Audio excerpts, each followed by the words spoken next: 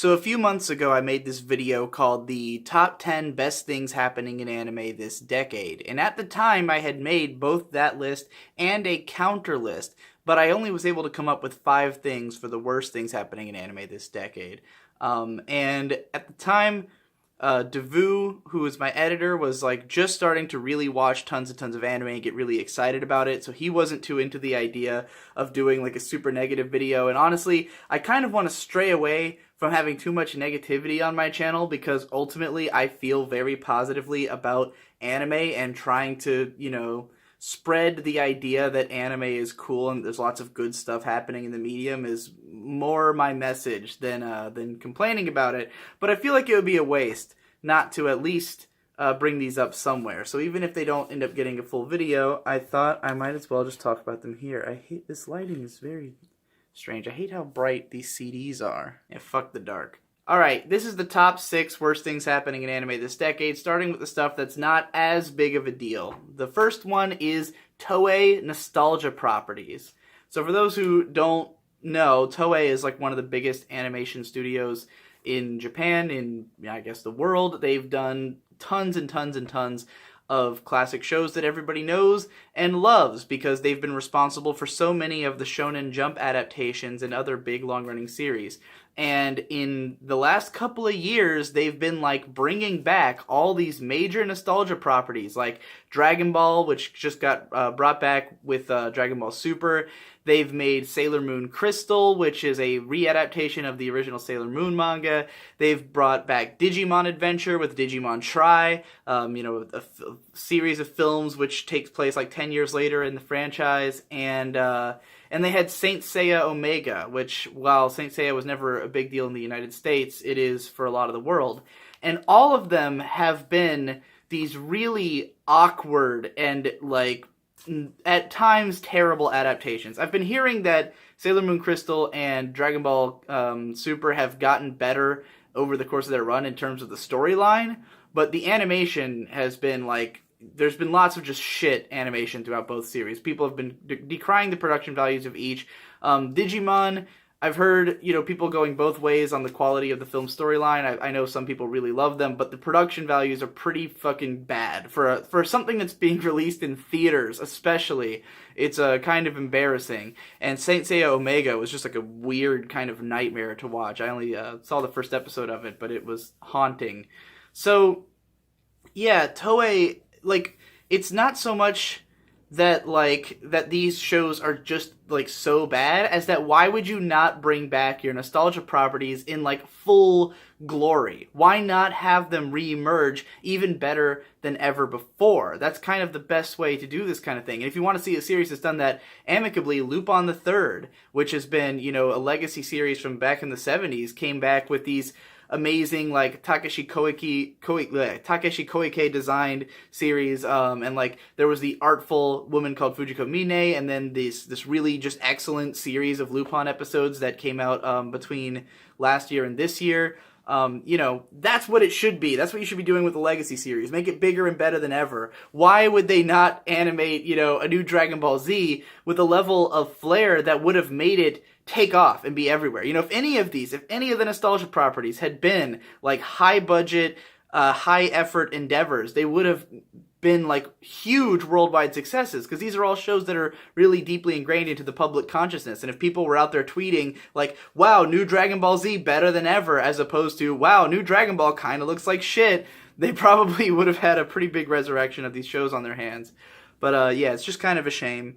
My next one that's not that big a deal is franchises overtaking genres. So there's certain genres of anime that have kind of faded away. One would be the mecha genre, and I know a lot of people are very upset about this who are big mecha fans, that mecha has kind of been just replaced with Gundam. I mean, Gundam was always the biggest mecha franchise anyways. It's been going forever. There's, thousands of fucking incarnations of it. Not literally thousands. I don't know why I went that big. Dozens and dozens of incarnations of it. But now there's like almost nothing else. There's barely any other mecha shows being made, and I mean, even this year we've kind of gotten lucky because we had Kuro Mukuro and Regalia, which both are kind of like weird and maybe not exactly what mecha fans were hoping for.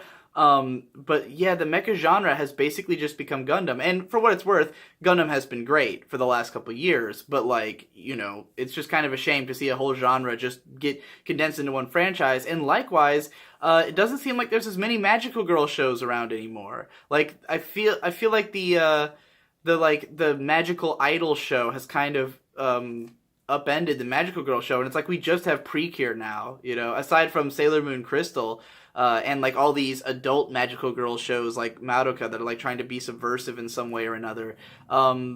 Precure's like the only magical girl show that's just like a pure kids show that's left. So yeah, it's weird to see these genres just sort of getting condensed into one show. Not that I think necessarily it's ruined the genres or anything, but I think it's a shame to not see them necessarily doing lots of experimentation and going in new directions. They just kind of have condensed themselves into like, well, this one was the best and the most successful, so that's the one that stays alive. Alright, so now we're going to get into some stuff that's a little bit more of a big deal. At least this one is for me, which is light novels becoming science. I'm talking about the Asterisk War problem, the whole thing I ranted about in that whole 13-episode series, that light novel adaptations like have just, and like what they're based on, the light novels have just become this incredibly rote, like systematized style of writing. Like, it used to be that what was cool about light novels was that they were experimental and different. Like, I used to be a really huge fan of light novels back in the mid and late 2000s, back when, like, light novel series were basically existed to take anime style, anime tropes, that kind of writing, and combine it with really interesting, different ideas. Back when it was like Nisio Isin and Kohei Kodono and those people writing these stories. And then, at some point, when light novels like really became this standard like thing that was getting adapted to animation and stuff, then for some reason light novels became a way for really shitty authors to get published just by being attached to a decent artist. That's like all it is. It's all these incredibly similar, generic, shitty stories that are written by hacks with no imagination who get some, well-known character designer attached to the series, and then people will want to read it because of the character designs, because of the cute girls with swords. And now we just have this horrible, trite formula. And thankfully, this year it's been less extreme than it was in the last few years. I feel like after the Asterisk War, it's gotten a little bit slower. We still had like Maso Gaku and HXH and shit like that this year, but like at least it's not as bad as last year where there was literally 3 of these every fucking season. But it just makes me really sad to see that light novels, which used to be so cool, are now like the worst thing. Like when I see light novel next to a show, I'm the most afraid of what I'm gonna get. Whereas I used to be the most excited about what I was gonna get. So that's been a real shame. Alright, this next one's a pretty big deal for anime on a worldwide scale, which is copyright and region locking. These are huge issues that are preventing anime from expanding in the way that it should. Copyright, by which I mean constant takedowns of YouTube videos, constant copyright strikes, constant everything. Japan is so fucking protective of its copyrights, and it doesn't make any sense. And I'm not just talking about stuff like my videos, where I literally will like write 20 minutes of why this anime is the greatest thing that ever happened, and get all these people to watch the show and then somehow get a copyright strike from the company. Like, I'm literally giving them free advertising and they're striking me. But even just stuff like all anime OPs being so fucking hard to find on YouTube. Like every time someone uploads an anime OP, it gets taken down immediately, and I'm constantly having to search for them. And it's like, anime OPs being on YouTube is like such an easy way to advertise your show and keep it in people's minds, Like, because they're so worried about selling the fucking singles or whatever, or selling the Blu-rays, they're not actually thinking about like what will get people talking about the show, what will make it easier to share. They're not accounting for social media in any kind of intelligent way, And I feel like probably some of the animation studios themselves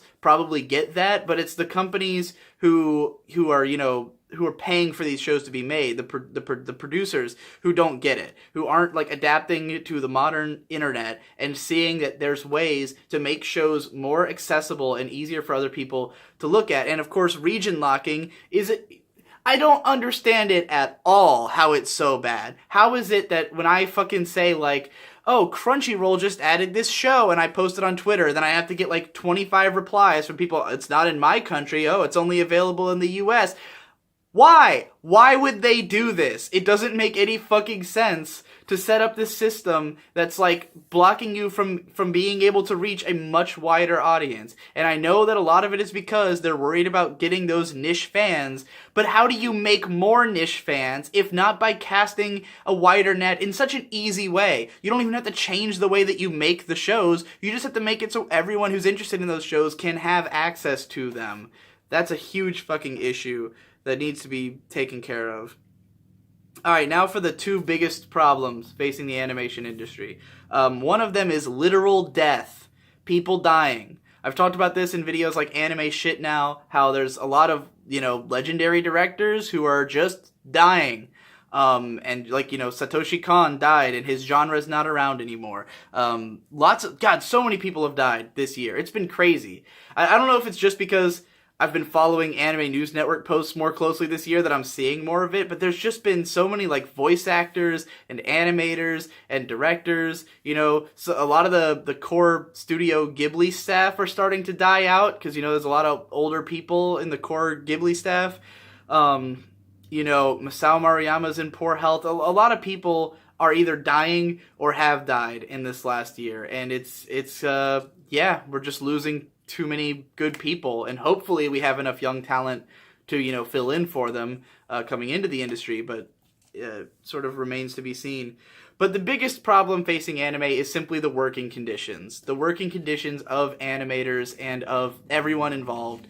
The working conditions of living in Japan in general.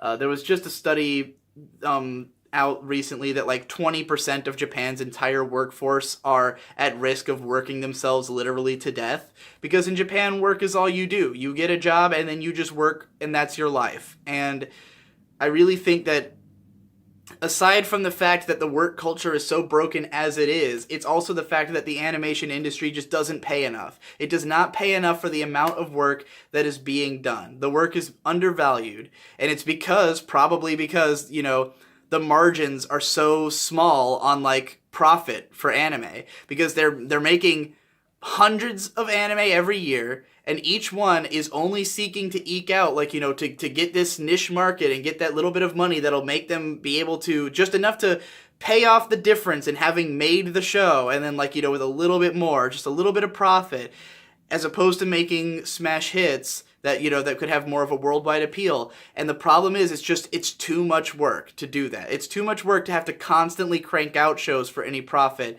as opposed to having some decent profit margins for anything. I think that's part of the issue, and of course, just the work culture in general. But yeah, everyone's getting paid way too little. Everyone who works on anime is dramatically underpaid.